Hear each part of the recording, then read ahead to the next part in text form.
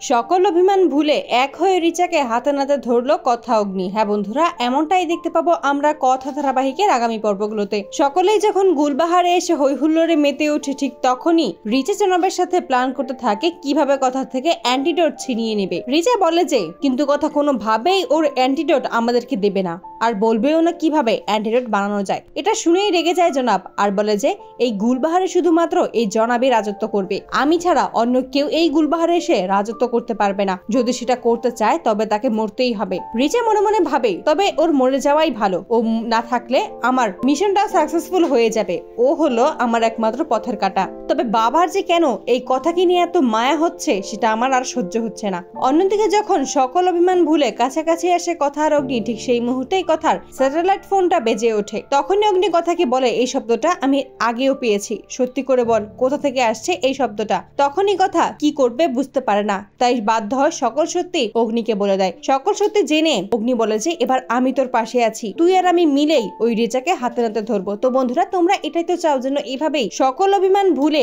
এক হয়ে রিচাকে হাতে নাতে ধরে কথার অগ্নি। কমেন্টে জানাও। আর নিয়মিত আপডেট পেতে আমাদের চ্যানেলটি এক্ষুনি সাবস্ক্রাইব করে পাশে থাকো। ধন্যবাদ।